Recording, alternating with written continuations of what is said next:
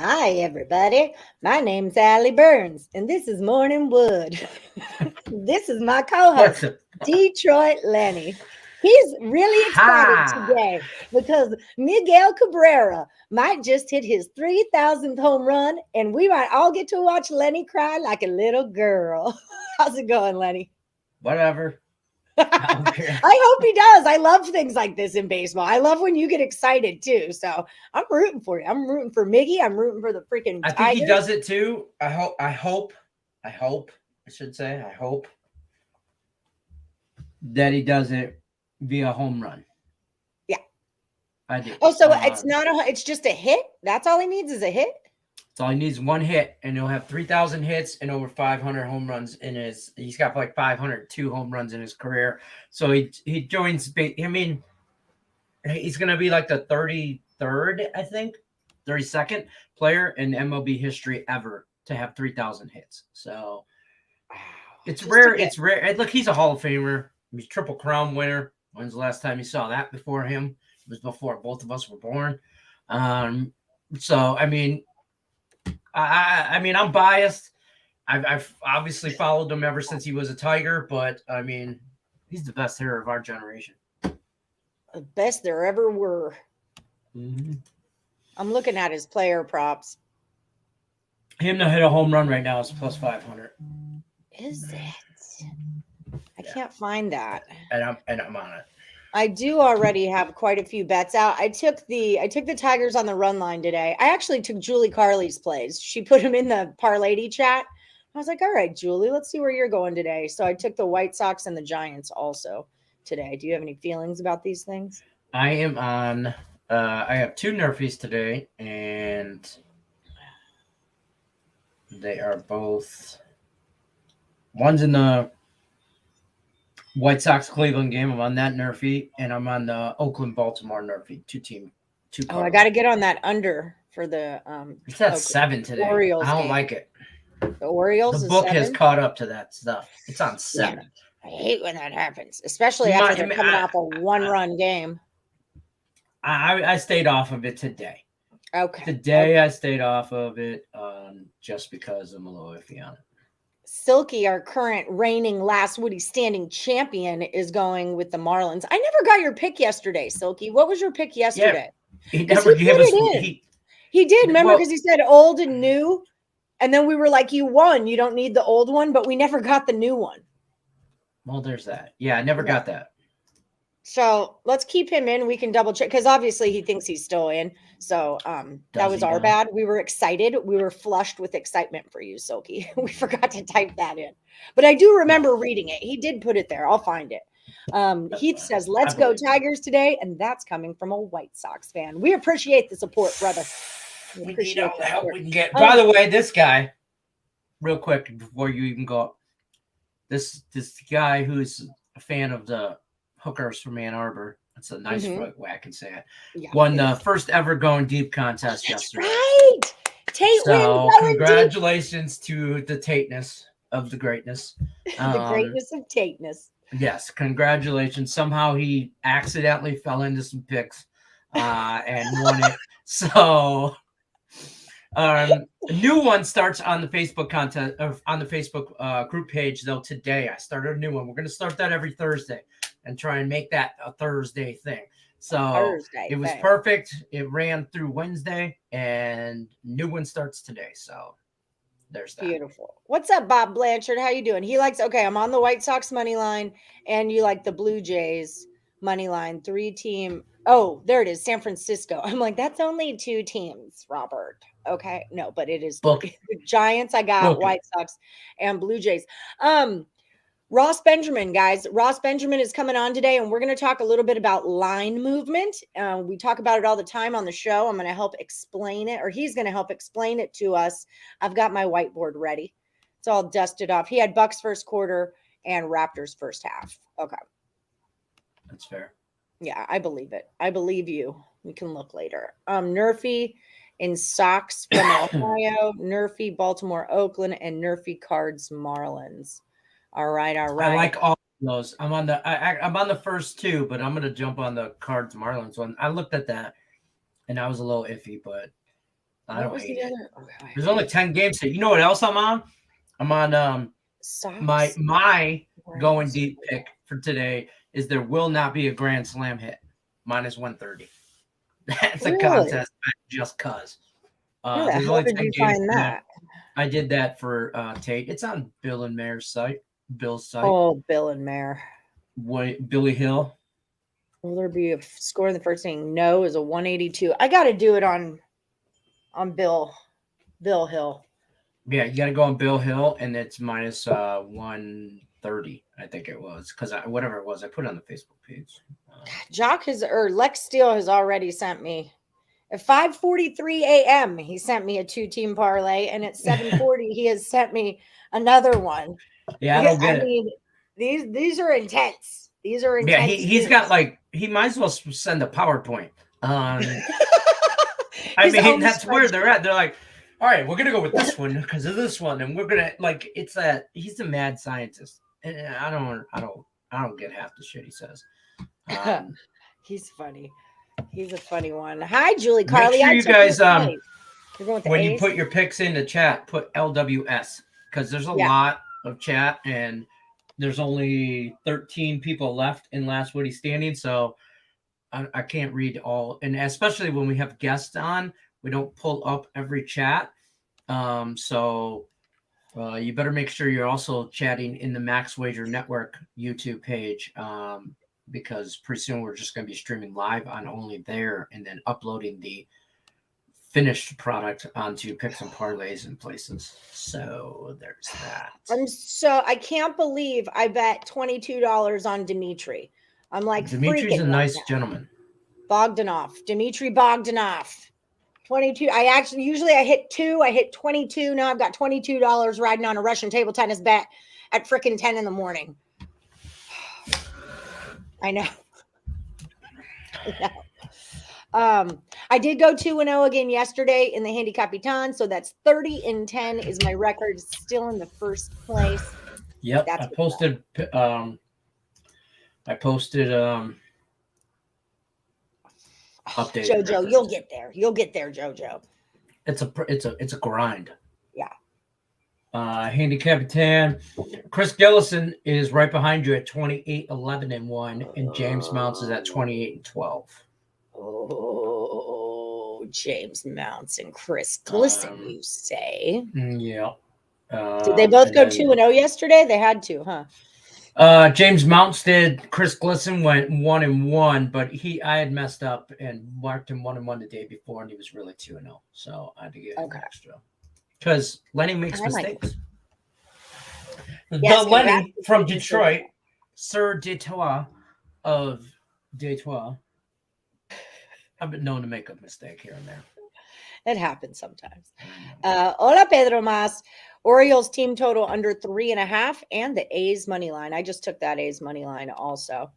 Yeah, let's get it. What's up, Bob Blanchard? How you doing?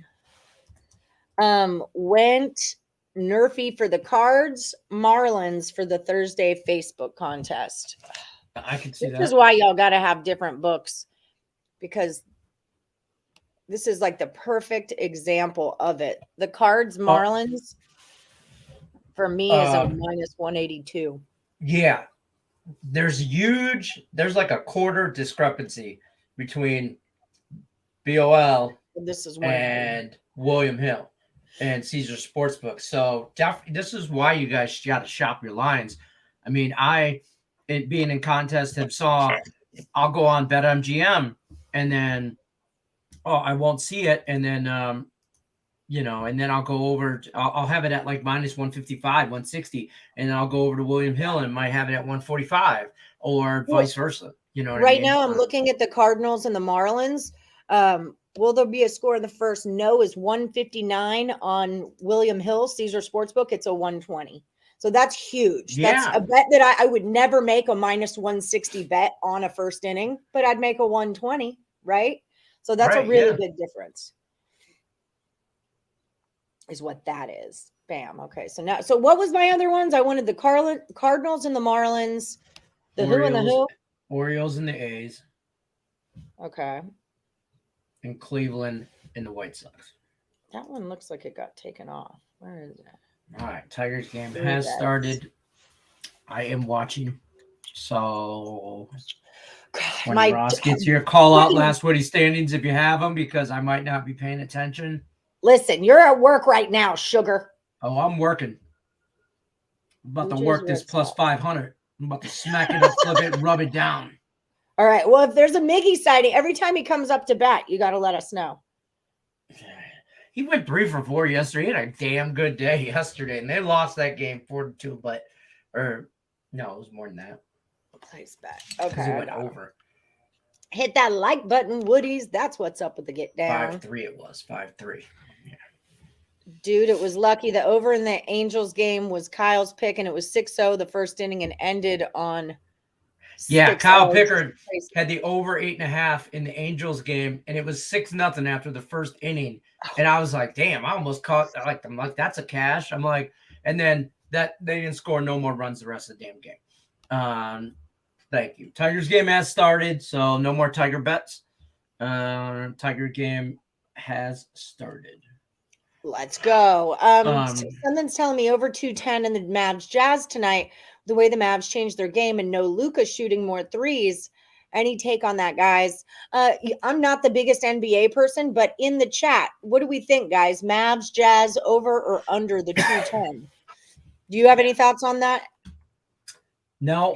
To be honest with you, I haven't handicapped any NBA today. I went 1-1 in handicap in handicap 10. 1-1 in NBA yesterday, and I didn't really look too much. I kind of want to take Golden State tonight against Nuggets, minus the 1.5, 2, depending on where you can get it. But I really don't like the other two games too much. I mean, first game in Utah, so I don't know about that. I'm not the biggest NBA guy, and today's a big day for the Tigers, so I kind of just been on that. We got you, Miss Julie. I'm fired. Thank you, ma'am. It's an anomaly. Like, I'm just talking as much crap as I can because it's going to go the other way. I'm kind of I told you last night the math. I told her last night. Here's what I told her. She had 30 wins right now. Last night when I told her this, it was only 12. She was at 28. I'm like, there's only, what is yesterday's 10 more days. There's only, it was at 20 more picks. Out of 20 picks, 40 usually wins that contest. You only need 10 more. So you only got to go 1-1 the rest of the contest, and you'll probably win. They have to catch you at this point. You don't have to worry about slowing down. They got to catch you. It's all about the math. People that have won or finished in the top 3, you guys know what I'm talking about. Like ask Brian Gillihan. At some point, they got to just catch you. But the man, the myth, the legend is in the house. Yeah. Oh, my God. I have a lot of money out today. And I'm going to go watch the Tigers game. Okay, do it. And he's going to tell you how I circled the wagon. Root for Dimitri while you're at it. Okay. Yes, go Dimitri. Yes. All right. Bogdanov. What's happening, Ross Benjamin? I am not going to say it this time, Lenny. I am not. How are you doing, sweetheart? He lives for that. I've been waiting all day. I wait all week for nobody. I mean, nobody. Circles the wagons like Detroit Lenny. Yes. Damn right. Damn right. I love that. You got to pay Ross to do a soundbite for you, and that can be your 100%. Intro for every show you do. I'm going to put it on T-shirts and shit. I'm telling you right now. Love you, buddy. Oh, I love it. How are you doing today, Ross? I'm good, man. I'm good. Everything's good. Had a nice big winner last night on the Boston Celtics. Was hairy there for a while, Ellie. It was. Yeah, but nice comeback. Defense wins championships, and boy, oh boy, the Celtics really locked down defensively, and that's going to make them very dangerous in the Eastern Conference going forward. Yeah, indeed. I remember looking at that game. I was watching it and they were down, and I was like, I got to jump on the Celtics plus points right now. And right as I was doing it, Silky Man, the guy who just won our last Woody standing, was texting me about how's he get his prize. And I was just texting him back. And by the time I looked up, that bet was gone. Like Celtics had taken over. So Silky, you cost me a bet there, but it's okay. But yeah, like it was just, they turned it right on and it happened. So nice cash on that. Nice cash. Yeah. That's where you feel like you almost like you stole money because you were so far out of it. You're 17 down in the first half. you're 10 down at the half, you make a run, then it goes back up to 10. And boy, oh boy, the last quarter, the Nets couldn't put the ball in the ocean. Yeah. Unfortunately, our free pick that me and you, I did with you on Tuesday, we had the over 226. It fell on 221, but Yeah. hey, you know what? That's why I have pay selections, and those 10-star top plays right now. Elliot picks and parlays 9-2 with my last 11. So Oh, that's just it. And I don't think a lot of our viewers, because I was on the Rockies play yesterday. We did that free pick, and I really like the yeah, Rockies, and yeah, especially because I was trying to get my money back from Eflin the first time. Why the Phillies owe me money, but now the Phillies owe me more money. See how this is working out? See how this is yeah. working out? I'm gonna write Zach Eflin a strongly worded You know, letter it's with a blank almost check like in it. yeah, it's almost like you have a jinx team, and that happens Yeah, with me a it's lot, Ellie. You always been just the Mets for me. It's in base. always been the Mets, but now it's the Phillies. Yeah, so basically what I do when that happens is I just stay away completely from that team for a period of time. You know, you Yeah. can't give up on them forever because then you're biting off your nose to spite your face, but at least temporarily because I've just found either I have bad luck with those teams or I'm just don't have a handle on them, whether I Yeah. go against them or for them, you know, so just a It's a suggestion. timing thing. Yeah. Like it's like my timing's off. Like if I'm on this side, I should have been on the other. If I'm on this one, I should have been on the other. But then the next game, they'll do what I thought they would do, or so Yes. Yep. Exactly. it is what it is. I don't need to bet on the Phillies. I'm fine. I'll live the rest of my life just happily and fine without ever betting on the Phillies So again. what's I'll be all this? right. I know you've been texting me on how well you're doing in that one pool. What is that? Is that the Woody standing pool or So what? we do the last Woody standing is like a weekly contest we Yeah. do. We have a Handicapper that lasts for a full month, and you have to do 2 picks every day for a full month. And the juice has to be under a minus 150. And so I entered this contest, which I never wanted to be in because it stresses me out and I get anxiety over it. And then Lenny talked me into it. And one night, it was the first night that it started. I'm sitting on my couch and I'm like, you know what? Screw it. I'm just going to put 2 Russian table tennis picks in for the Handicapper and I'll enter and I'll just play table tennis the whole time. And now I'm 30-10. So That's unbelievable. That's I an know. awesome record and an awesome run. You know, there you go. Timing is everything, right, Ellie? So Yeah, it is. It really is. So we'll how many see. of those 40 picks were Russian table tennis? All of them. Actually, no, there were 2 that were college basketball. It was like a Kansas first half and a Duke first half that I took, and both of them cashed. And then one was a 4-team teaser that Drunk Alley put in because I couldn't find another table tennis. So Yeah. 2 of those wins and 1 loss are basketball. It's a good thing you're not living in Russia. Putin would exile you. I told you I can't live bet it anymore because of that, I think. Yeah, Is why they're not letting I'm me. sure that But has I something to put, I bet like $2 on these things. I accidentally hit that button twice today. And so I have $22 on a Dmitry Bogdanov right now. And I'm very stressed out about it. So He's a household name, isn't he, in Russia? he really is. He's come a long way. He's come a long way. So I wanted to I have you was on only today. joking, Ellie. Yeah, I know. I don't know Dmitry Bogdanov. I mean, he's no Evgeny Mercutian. I'll tell you that. Okay. Okay. I take your word for it. So I wanted you to talk to them about some line movement and people Sure. in the chat. If you guys have questions, bring them on in. Ross is a wealth of information. He wants to help us learn how to be better handicappers, how to make more money, and how to understand what's going on the other side of just taking bets, how to look into it a little deeper. So there is an example here. Memphis. I wonder, should I write these on my whiteboard? Sure. It'd be a good idea if you don't mind. It's just so I know you love the whiteboard anyway. that I have one right here. The school teacher comes out in you. Don't make me get my ruler out. Okay, so because I'll do it. Okay, so we've got Memphis and we've got Minnesota, right? And what it's telling us is that 62% of the tickets are on Memphis and 70% of the money is on Memphis. The open is at 2.5 points, minus 2.5 for Memphis. And now on Caesar Sportsbook, it's a minus 1.5.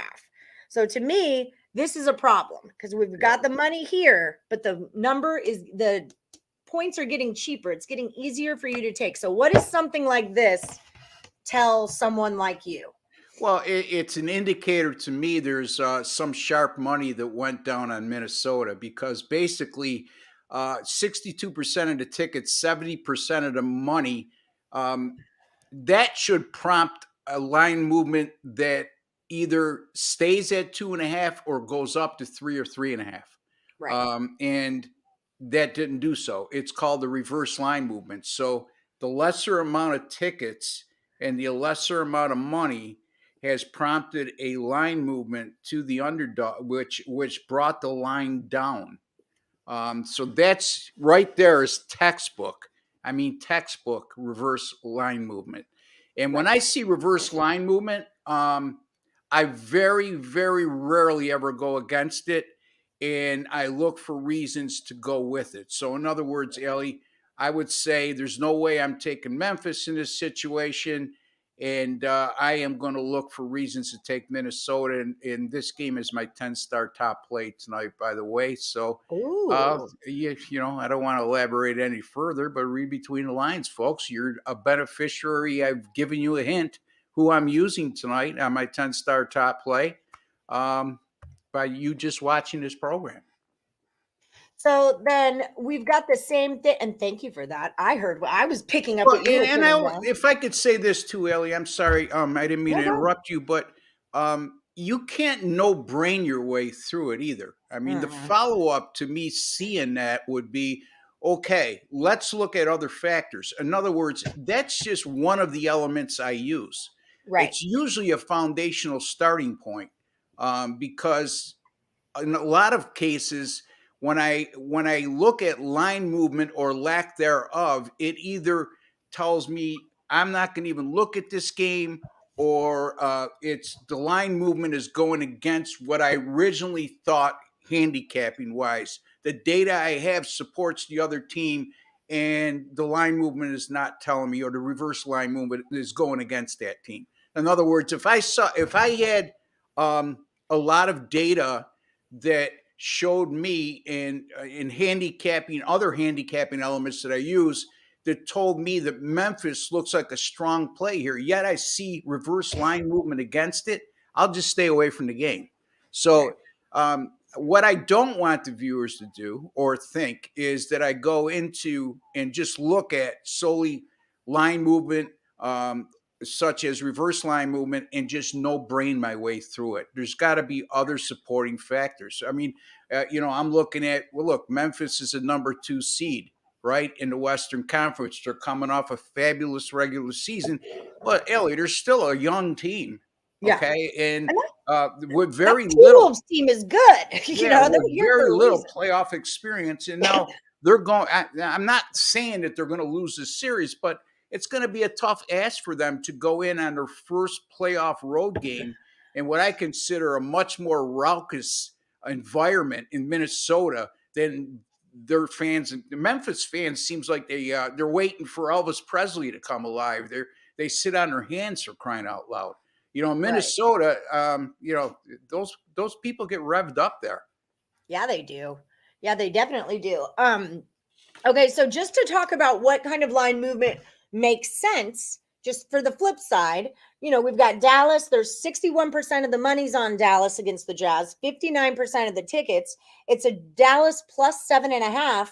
On Caesars, it's now a 7, but on other books, it's now a 6.5. So this makes sense, right? This money is on this team, so they're going to make it less valuable for you to bet. This line movement makes sense. Actually, based on what you're telling me, 61% of the tickets and 59% of the money is on Dallas, and the line went from 7 to 6.5. But that's plus 7. There's plus 7.5 to plus 6.5. Excuse me. Right. That's why I stayed away from this game. Number one, okay, this is what I mean about just not looking at line movement. You also have Luka Doncic. That's he's still questionable, and I gotta believe that he's not going to play tonight. And the reason why I say that, and I don't know that for a fact, he's listed as questionable, but there's two variables here. Why would you play him when the series is still 1-1? Now, if you're down 2-0, you're going to press the envelope. Give him another day to rest. And number two, if he does play, there's going to be an abrupt line movement there. I mean, if the books get a hold of information that he's cleared to play an hour, 2 hours before game time, I can guarantee you, Ellie, that line is coming down. And if you had took Utah, you're stuck with a terrible betting value. So Right. these are the kinds of things you got to look at. And to me, those types of lines, there's really not much you should read into those lines, other than the fact that if Luka wasn't involved in the equation, that I like to bet against public money. Okay. So even though that line came down, it's to me, it's not a sharp money move. It's just money in general.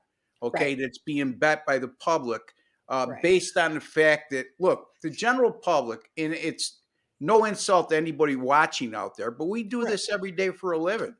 And the general public has a very short memory. Okay. Mhm. And they remember, the last game of the series, Say that Dallas all the winning outright. time. Yeah, Say that all the time. exactly. But they won, and now they're getting 6.5 or 7. So there's a tendency to overreact there. So there's a lot of things to decipher within a line move. Now, I mean, when we get to, let me just say this: public money. Okay, if you see exactly what the scenario that Allie just put up on the whiteboard, and there was absolutely no line movement, that tells me probably you want to go against public money because Mhm. you're not seeing any line movement, which means that there's no wise guy or sharp money involved there. And if Dallas is getting that much action, 59-72, I think it was, or 59-69 Mhm. tickets versus money, that line should have came down. So it did, Yeah. which leads me to believe that's a public play. So Right. now, if there was no line movement whatsoever, I'm looking at it even harder Right. because, folks, not for nothing, the public does win sometime, but more times than not, they're wrong. Yeah, and it's one of those things where I tell like the way I explain it is like when the number doesn't move, they're just going to let you keep betting on that. Just keep betting on that Yeah. 5. We don't need to freaking move this around because it's getting all kinds of action. And in my head, I'm like, the other way is the way to go. If they don't like to give out free money, so if all the money is coming in on one team and that line doesn't change, I feel like open the floodgates. Let's take all your money, Vegas. I want to be on the other side of that. So yeah, I see you're reading. This is Michael Dost. He's a Yeah. Purdue guy. Don't hold that against him. He's always. I'm kidding with you, Michael. I always get confused during NFL season when a team goes from a -3 to a -6 early in the week, and then closer to kickoff, it goes back down to a -3 or 4. What team we look at on Sunday? Yeah, it's a great question, Michael. And by the way, folks, there are no stupid questions. So if Yeah, you have a question, ask it. there's stupid We will people, but never not stupid ridicule questions. you for a question. Okay. So there's two things here, Michael. Number one, there's a lot of where you go to where betting lines are, whether it be SBR odds, whether it be Wager Talk odds, whether it be any other Don Best. Certain places that list odds, for whatever reason, we all know that we get lines early in the NFL. As soon as the schedule comes out, 2 or 3 sports books put up early lines. Mhm. Um, and some of the time, when you see that -3, that was a line that came out in April. Okay. Right. And now the present line and the accurate line is -6. The other part of that equation is that a line comes out on a Monday night game on a Sunday, and Monday night game. I'm sorry. A line comes out on a Sunday night for a team that's playing the following week, but still has to play on Monday night. Does that make sense? Mhm. Okay. Now all of a sudden, a key injury happens, so the opening line was 3 and it went to 6, or 6 and it went to 3, whatever the case may be. So there's a lot of variables to look at. And when I see any kind of huge disparity in line movement from the opener to where it is, the first thing you want to check at is see if there's any key injuries. If somebody, a key player, has all of a sudden, from the time they put out the overnight line, or in this case, the line on Sunday night, all of a sudden a key player is now ruled out, doubtful, or questionable, and the books are protecting themselves. So Right. it's not an exact science, Ellie. You know, there's a Yeah. lot of things you have to look into. I wish I could tell everybody this is exactly what it is each time. When this happens, it's A. When that happens, it's B. It's not that clear cut. Yeah. There's certain things to look for. And again, Michael, you should not just look at line movement by itself and use that as a sole entity of picking games, because it's a lazy man's handicap and Right. you'll end up on the losing end. I Yeah. missed that And last question. he was just commenting on something. Michael's really sharp. So, I mean, Yeah. and I tell them all the time that there's tools in your toolbox. It's handicapping tools in your toolbox. You know, like last season, I did a lot of trends. Line movement was important for me this season. You know, there's just, I focus in on certain things and I try to like get my head wrapped around them the best. But then I move into, when I first started, reverse line movement was pretty much what I look for. You've got, you know, say 15 baseball games in a day. I don't want to handicap 15 baseball games in a day. So I'm going to go through and look for plus numbers that go down into smaller plus numbers, and then I'm going to handicap that game because there's some kind of edge here that I can figure out. So now my handicap is not who's going to win or lose. I'm trying to figure out, why did this line move and which side should I be on? But like Ross says, you know, when I took that Rockies bet that we did the free pick on, I got it at a plus 105. Yesterday morning, it was a minus 108, I think. So we beat the line movement there. We had the right line movement. We just didn't get the result. Yeah, you just didn't get the result. So, you know, that's just part of it too, is it's not going to work every time, but it can be a jumping off point for whether or not I want to figure out this game. You know, if I want to save myself some time, basically on handicapping. So that's and I'm glad you brought that up, Ellie, because deciphering through line movement, reverse line movement, public money, when it comes to money line betting, is much different than it is for point spread betting. And why I say that is, I often have said a million times that, you know, you should never be taking money line favorites of minus 160 or 170, because if you lose one, you have to win the next two. So taking numbers that high, you could possibly have a winning record, even close to 60% winning record over a course of a month, and still lose money, because you're taking all these big chalks, minus 160, minus 170, minus 180. And as a result, you'll see that many times that those teams in that situation where they're hypothetically minus 170, they're getting most of the action, you know, or they're getting a little bit of the action. Whatever the case may be, there's still a high probability winner, because the laws of probability say the more you go up on the money line, the more probable that team is to win. But again, it's probable to win, but you could still end up with a losing record because of the money you're laying, and you could win 2 out of 3 games and break even over 3 months, you know? So yeah, and that's oh shoot, I had a question I wanted to ask you before. Okay, fishy lines, before I bring Michael back up. Give me a second, Michael. I'm doing things right now. So for me, I'm big on fishy lines. Like that was something in college basketball that really started popping off to me. And I started, you know, because the more I look at these, the more I get deeper into my caps, and the more I'm trying to learn and absorb things, the more naturally it starts to come to you. You know, and it's another reason why I bet so small right now. It's because I'm trying out a lot of different things. But, you know, like when I saw the Kershaw, we talked about this yesterday, the Nerfy in the Kershaw matchup against the Braves, that Nerfy was a minus 143. And I thought that should be like a minus 180 something. something because we've got Kershaw on the mound, things like that. Yes. Michigan State had a situation like that where they should have never been a favorite in that.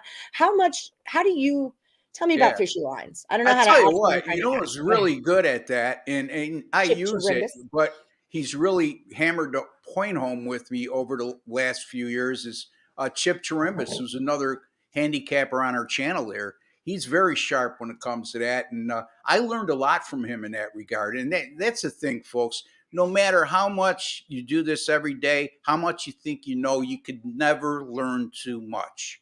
Yeah. And the minute you think you know it all is the minute your results in your career is going to stall.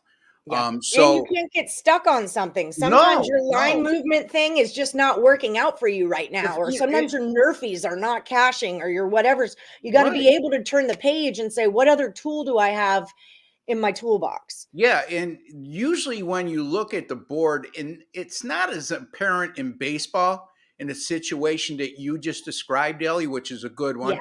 But it's not as apparent in money line betting as it is in point spread betting. Examples of such is when you get into the NCAA tournament. In the first round of the NCAA tournament, uh, people tend to look at brand name schools when they're playing smaller, or I shouldn't say smaller schools, but when they're playing a very good mid major, and they'll see, okay, and I'm being hypothetical here, Tennessee's -2. They're number 15 in the country. They're only -2 in the first round against Dayton. That right there, that's a fishy line. Okay, Yeah. right there, I would say I'm looking for every reason to use Dayton because, again, folks, if you want to be a successful handicapper, you have to think like a bookmaker. Yeah. Why would a bookmaker or an odds maker give you a line that short on a ranked favorite against an unranked team if his sole goal is, in a perfect world, to even the money off and collect the juice? There's no way that that's going to happen in that regard. So I always say, if it looks too good to be true in sports betting, most times than not, it is. Yeah, it's So that because it looks. I like to think of it as like it looks too easy. That people are like Tennessee -2. Oh, and I can money line them, so you don't even have to lay the 2 to get a decent price on it. Oh, I want everything to do with this. Sorry, I'm watching the Tigers game. Um, excuse me.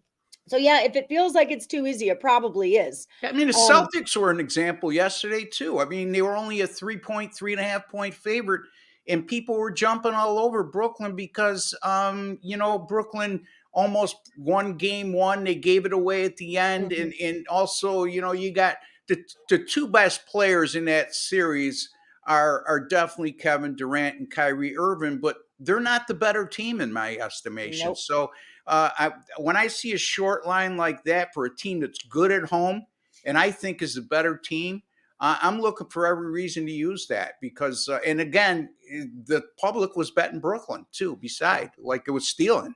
So Yeah. Do you have a rule on waiting closer to kickoff in football before placing a wager, or have you seen an odd on Tuesday or Wednesday that made no sense to you that you would jump on it? Do you have any timing I don't. strategy for football? I could tell you this, as far as what I sell online and my clients get, I don't have the luxury of waiting close to kickoff.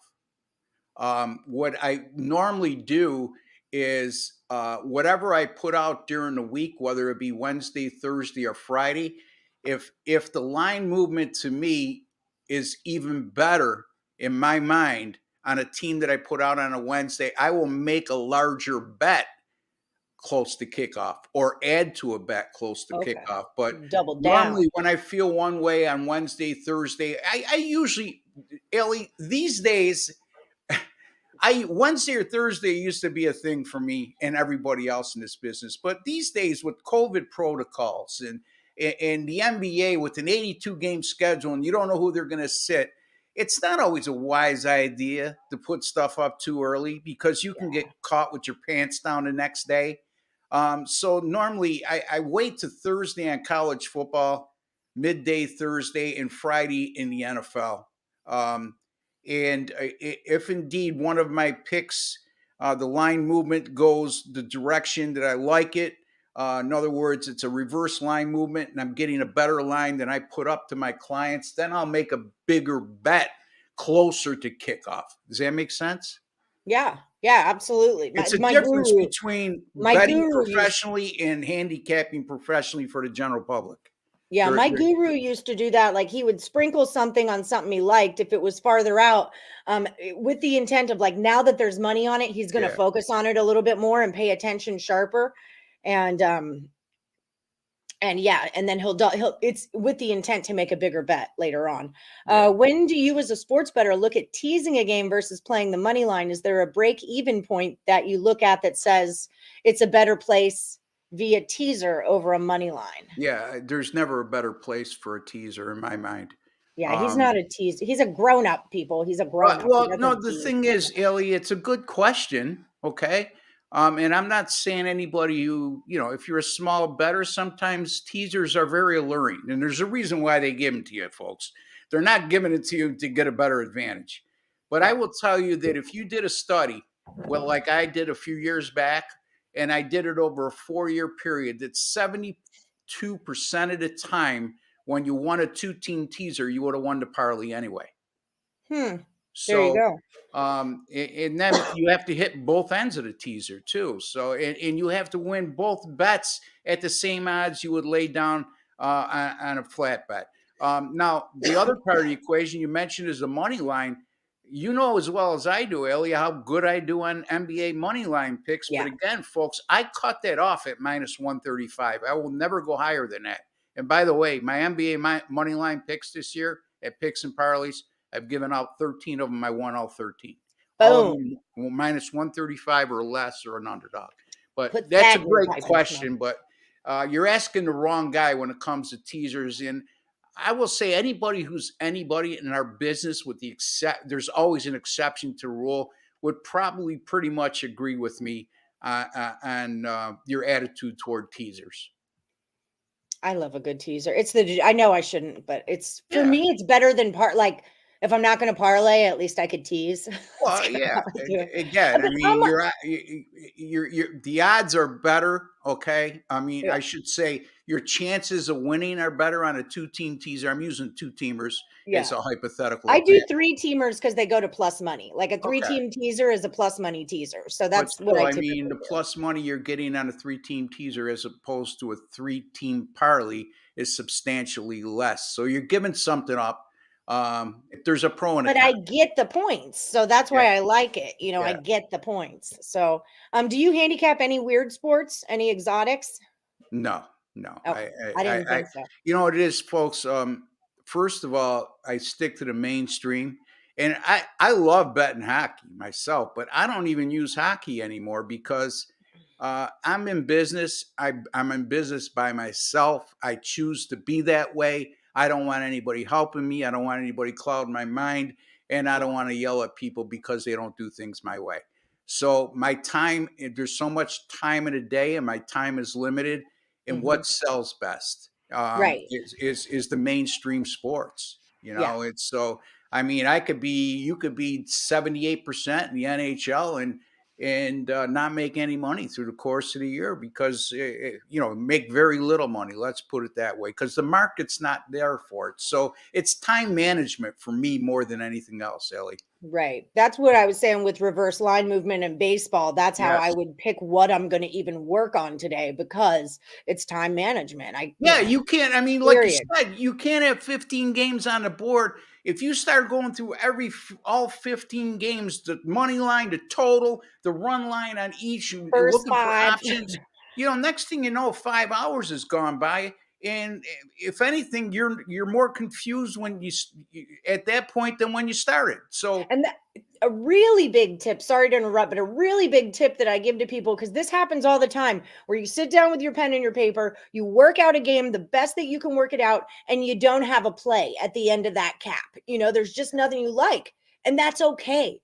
Don't bet on the game. Like yeah, sometimes that happens and people force themselves like, well, now I just did all this work. I've got to get something out of it. And yeah. that's more of a forced play. I like it when I'm capping and it's like, and this, and oh, and here's the bet. You know, that's the moment you're kind of looking for. Sometimes you're going to have 5 or 6 plays you like in a day, and other times there's nothing wrong with taking a pass. Sometimes a pass is a winning day because if you feel like you need to take a pass and you don't because you feel like you have to bet something, or in my case, put something out, you're forcing a play. You know, and I can guarantee you when you start forcing plays, you're going to have a losing record in those situations more times than not. So yeah, I mean, I'll look at a board every day, Ellie, and I'll eliminate half the board sometime. First of all, big money line favorites, I eliminate right off the bat. I got in the habit, if I bet a big money line underdog, I'm doing it myself personally because, quite frankly, people don't appreciate, a lot of people out there as customers don't appreciate when you give them a plus 160 dog that wins, because it's nothing more than just a winner. You know, it's not just another winner. You know, you just made plus 160 instead of plus 100. Yeah, so it's kind of a big deal. Yeah. Kind of a big So I mean, you gotta be able to just eliminate something. College basketball on a daily basis, right? How do you go through Holy 120 shnikes. games on a Saturday? Yeah. You know? Yeah, pick a conference. You got to find ways to do that. So I've got 2 good questions. We've only got about 10 minutes left.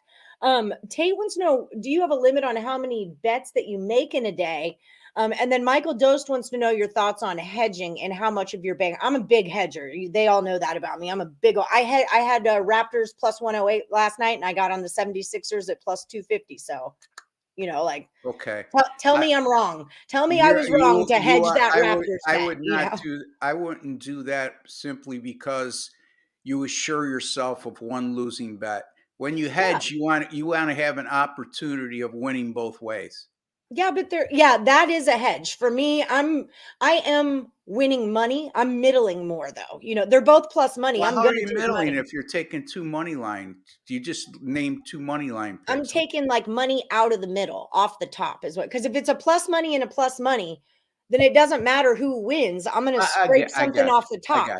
So that's what I mean by I hedge it. I kind of optimally, what I would do in hedging is use a point spread.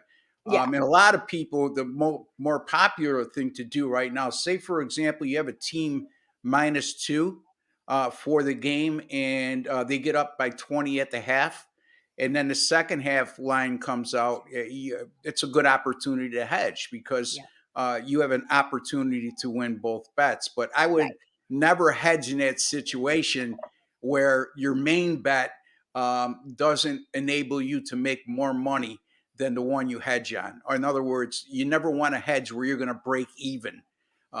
You know, so.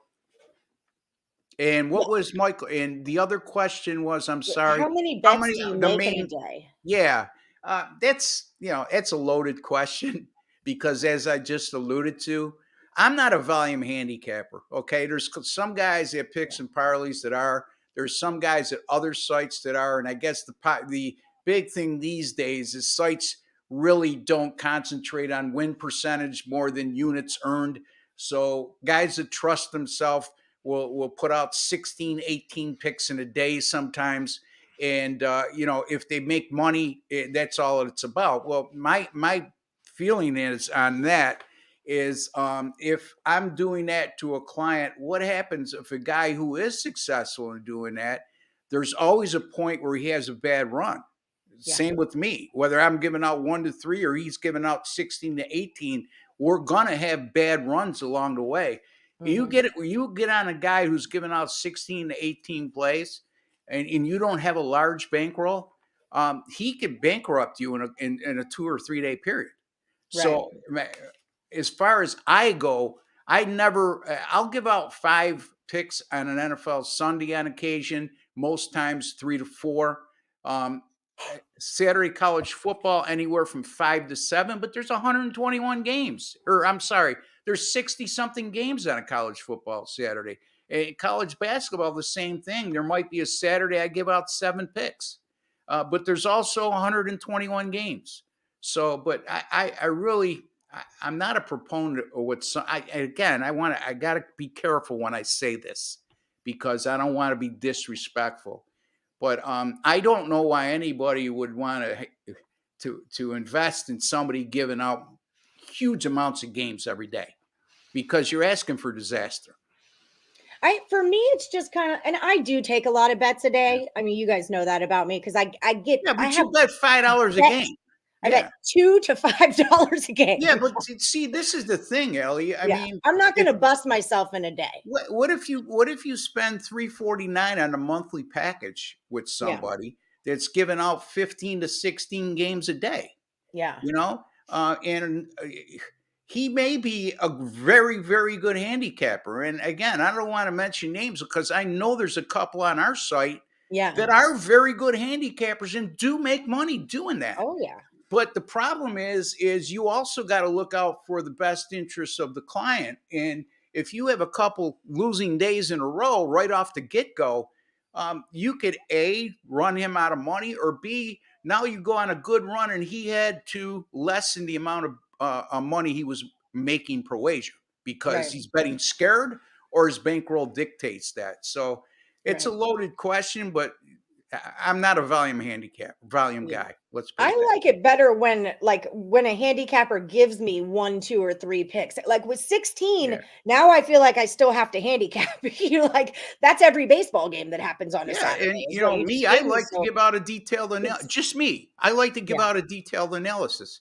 I want my clients to, when they buy a pick from me, know exactly what I was looking at. And like I always say, try to make them a smarter sports bettor today than they were yesterday. They might not be a client of mine a year from now, when they occasionally dabble in, I'll remember Ross said that to look at this specific thing when it happens in this certain situation. I mean, you start giving out 16, 17 handicap or games a day, and you give out detailed analysis, you're writing War and Peace every day. Yeah. You know, that's a good call. That is a good call. All right. Well, we are out of time, but that was awesome. Michael Doe says, thank you. Very insightful. Will you come on next week, next Thursday again? Absolutely. Next Thursday, I'm good.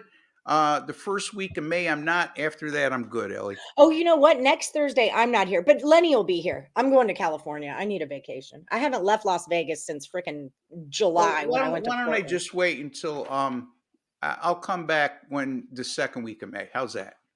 Okay, that's totally fine. James says, thank you, Ross. Super Sly, I appreciate your candor. I appreciate all you guys. I really do. It's what makes these types of programs go. Without your participation, and I think I could speak for Ellie when I say this, is without your participation, there is no show. Yeah, so. We got nothing. We got nothing here. And I know, Ross, you're really excited to come on the show. Like you love to do this. So I love the audience participation. I really, really like that because I know there's a lot of inquisitive people out there that are just not all about, hey, Ross, what's your free pick for today? I don't want to pay. What's your free pick? And if you lose the free pick, they criticize you. They want to learn. I know. They want to become better handicappers themselves. And I'm all for that, man. I'm all about educating better. Our morning Woodies are really sharp. You know, we've got a lot of sharp guys and girls. These questions right now, Ellie, have been really good. You know, and again, folks, don't be shy about, if you're new to this, never be shy about asking me or any of the other handicappers what you deem to be possibly a stupid question. There's no such thing, you know. Yep, that's just it. I mean, you got to figure it out. You know, you got to learn somewhere. I want to be a place where people can learn. And I know AJ says thanks too. I know that, you know, a lot of the Woodies want to learn also. I had a rough time learning because I was a chick. Like, I don't have any girlfriends I can ask stupid questions to. And then you play like the cute blonde, like, what's a money line and things like that. But I didn't realize that a -200, I'm betting $2 to win $1. Forever, I never realized that until I did. And then when I realized, oh, if I'm cashing 2 out of 3 on a parlay every day, why don't I just straight bet those little mother flippers, you know, and then I'll make a profit. And so it's little things like that once they click in your head, you're like, oh, I'm a little bit more successful now that I figured that out. I'm a little bit more successful now that I figured that out. So you just got to keep doing it, guys. I had Scotty Spreitzer on my podcast yesterday, and he's been around forever and a day. Real big name out in Las Vegas, actually. And I don't want to name the sites he's been at and all that kind of stuff, but basically, he brought something to my attention, which I remember I used to use, and for whatever reason I got away from it, and I used it last night, is when teams in an NBA series are down 2-0, and they return home, you should bet them in the first quarter of that game. And I did last night. I took Toronto in the first quarter. They're down 2-0 in the series, and they won the first quarter handily, and they ended up losing the game in overtime. And the basis behind all that is that, teams down 2-0 returning home in front of their home crowd are going to be playing with a high degree of urgency and desperation and feeding off the emotion of the home crowd early on.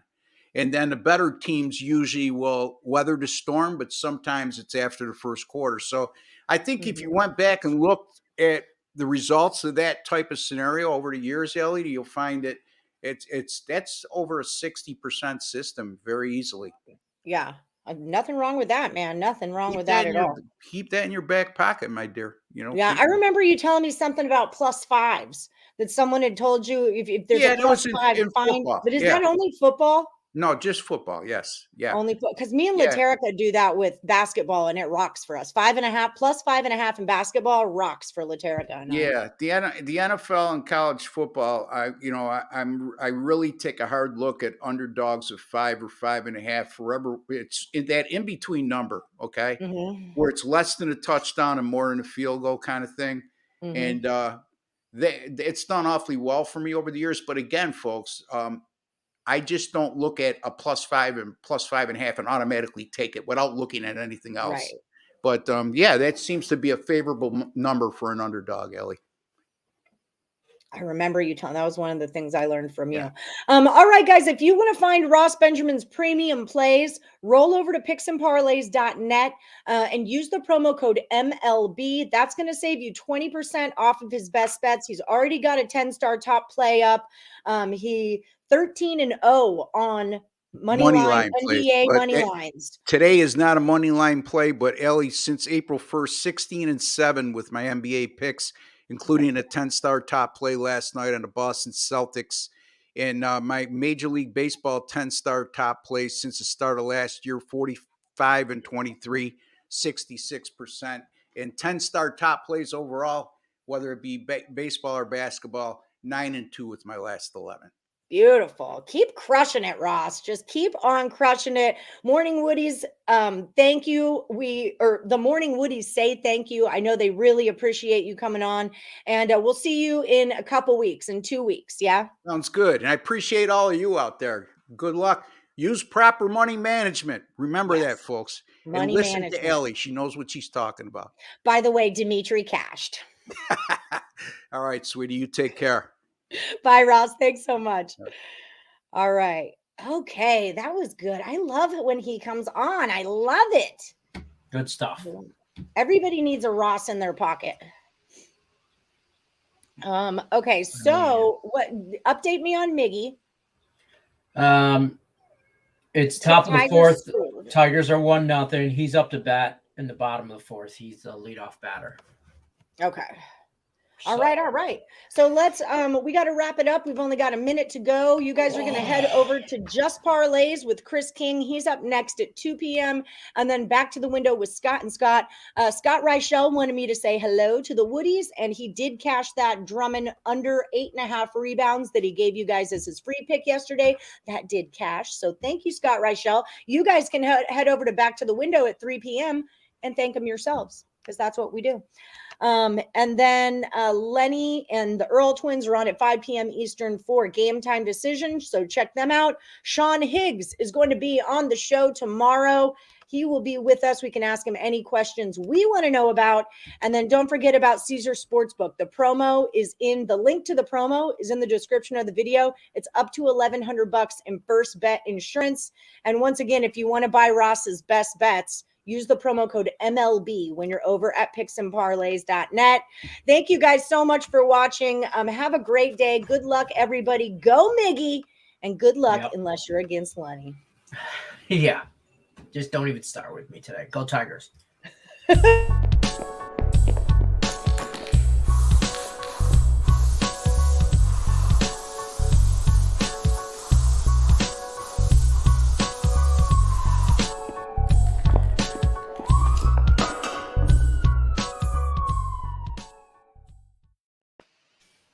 Oh my God, I'm